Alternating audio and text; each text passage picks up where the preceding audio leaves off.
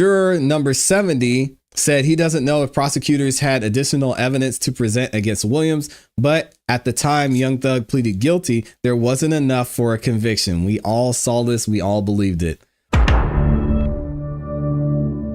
Shout out to Joseph Papp. He actually posted the full disposition for Shannon Stillwell and Yak Gotti. We're going to go through both of these.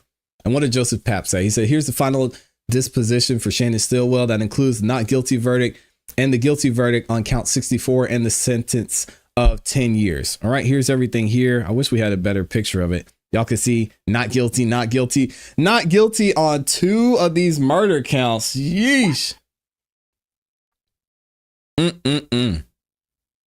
then, of course, possession of a firearm by a convicted felon, previously convicted of a felony involving the use of a possession of a firearm, directed verdict, and he was found guilty on that one, which we're going to review here in a second. All right, we've already gone through these 11 times, the general conditions of probation, which are scary to me. And we see here the defendant is sentenced to a total of 10 years, with the first 2 years to be served in confinement. Obviously, he got time served on that. Upon the service of 2 years, the remainder of his sentence is served in probation. So he's on 8 years of probation. And then you've got the special conditions here. Nothing too crazy. Back to Judge Whitaker with any violations. Any technical violations can be handled by the POM. All right. And then, of course, you got the first offender or conditional discharge, which, I mean, it doesn't really apply here. So shout out to Shannon, man.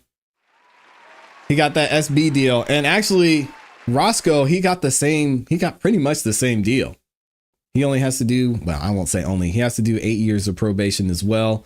We'll see what happens there. And then we go into Yak Gotti's, which is my favorite one in here. And look how clean. This is barely 1 page.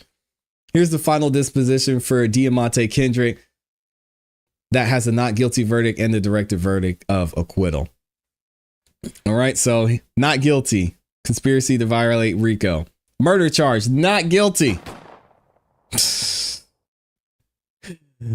Oh, man. Controlled substances. He got a direct verdict of that. It was acquitted. Controlled substances, again, acquitted. Possession of a firearm or a knife during the commission of or attempt to commit certain felonies, not guilty.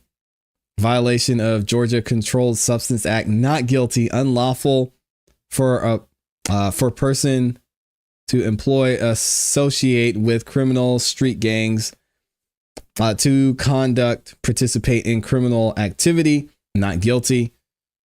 And then the rest of this is pretty straightforward. Possession of a machine gun, directed verdict of acquittal. Possession of a firearm by a convicted felon, previously convicted of a felony involving the use of possession of a firearm, directed verdict of acquittal, not guilty. Done. He's out of here. Woo! Congratulations to those boys, man.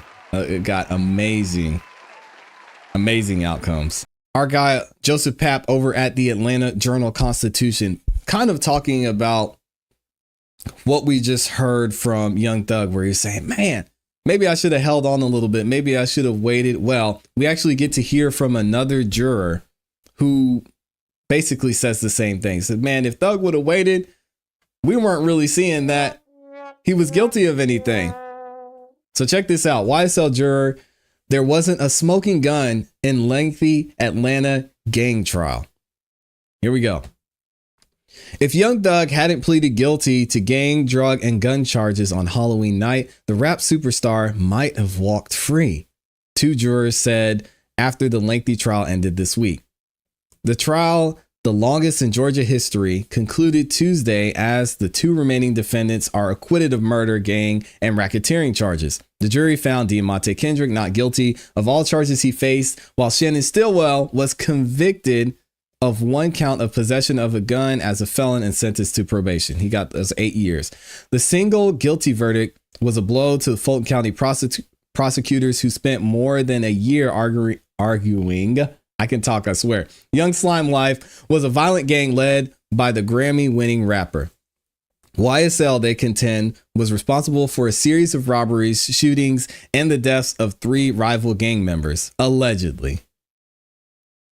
In the press conference announcing the indictment in May of 2022, Fulton County District Attorney Fannie Willis said she would seek the maximum penalties for all of the 28 defendants, alleging gang members are responsible for 75 to 80% of all violent crime in Fulton County.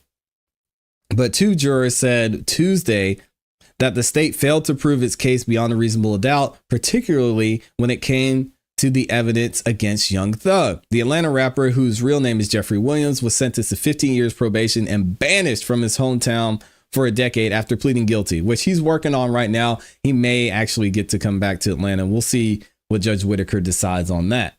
All right.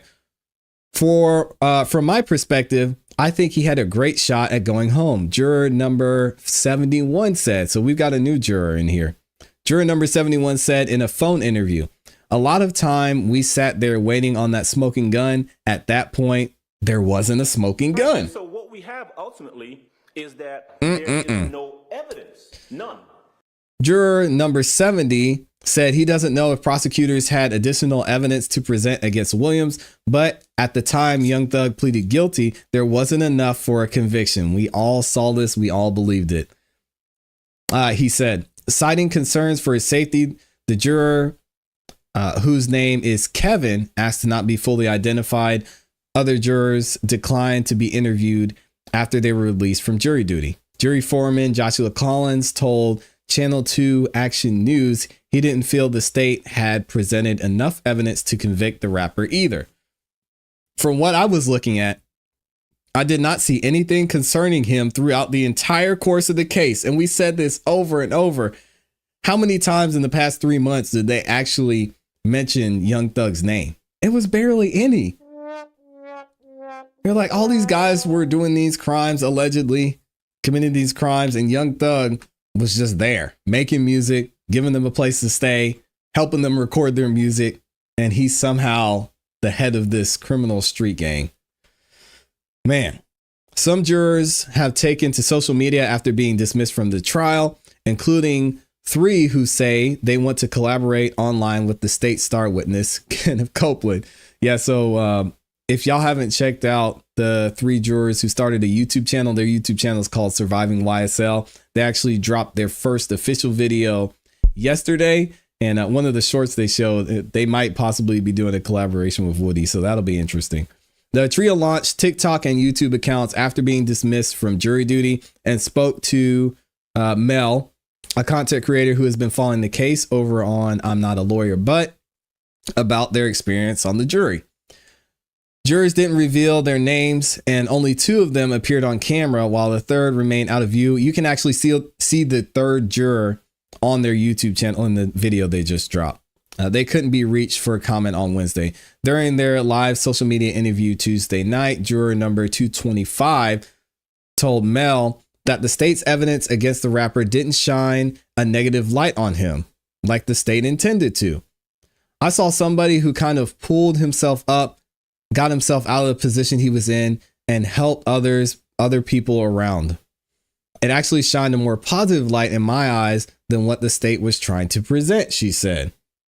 Jury selection started in January of 2023 and lasted 10 months. The trial itself took more than a year and was marred by repeated delays and the replacement of the recused judge midway through, the recused Judge Glanville. In the end, the jury was ready to go home. It was extremely long, Collins told Channel 2. That's juror 56. You pretty much put your whole life on the side. I mean, you definitely did. Prosecutors argued at trial that YSL members regularly rapped about crimes they had committed. Kevin said he wasn't swayed by the state's use of lyrics as evidence. He grew up in Chicago and said plenty of people rap about violence. If that's the case, come lock up my nephew and my cousins. Come lock up my whole neighborhood. That's what I'm saying. What about If Gang? What about YFN? Anyway, I guess we'll get to them later. Kevin also said he thought the state's evidence was lacking when it came to shooting the shooting deaths of Donovan Thomas and Shamel Drinks, and we all saw that. For one thing, the juror said he felt the witness who placed Shannon Stillwell and Kendrick at the scene of Thomas's shooting was unreliable, especially after the witness, Kenneth Copeland, aka Woody, admitted he had lied to investigators to keep himself out of trouble. Everything to me was a torn up picture they were trying to tape back together, he said of the state's case.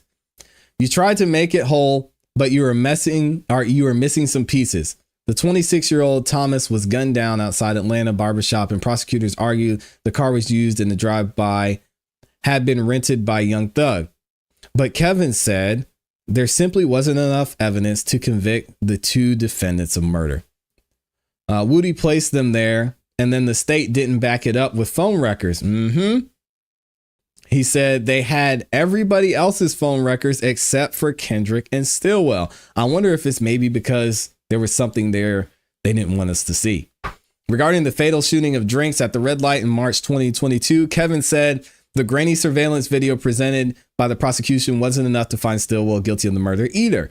We never saw the shots. We never saw the flashes, he said. Kevin described serving on jury as a nice change of pace from his regular job, where he clocks plenty of overtime hours each week. There were enough breaks in proceeding that he could schedule doctor's appointments, but he couldn't travel back and forth to Illinois to visit relatives. Jury service wasn't easy for others, Kevin acknowledged, saying some jurors essentially put their lives on hold to attend the trial each day. Yeah, maybe lost their job too. Prosecutors and defense attorneys met with the jury after the verdict was delivered Tuesday morning, but Chief Deputy District Attorney Adrian Love wasn't there. Oh man, she got her feelings hurt. Poor thing. The juror said he thought the lead prosecutor took things personally at times during the trial, especially during closing arguments. Kevin said he may keep in touch with some of the jurors, but acknowledged that they are from different walks of life. I can see a few of us getting together a year down the line, 6 months down the line in the summertime, Kevin is saying. All right, so shout out to Joseph Papp for that article. It'll be interesting to see what happens going forward because Young Thug, as we know, he's working on possibly getting some things turned around. We'll see what happens if Keith Adams and Brian Steele are still going to do some work when it comes to his plea deal. Keith Adams says it's going to be tough, but I don't think they're done fighting.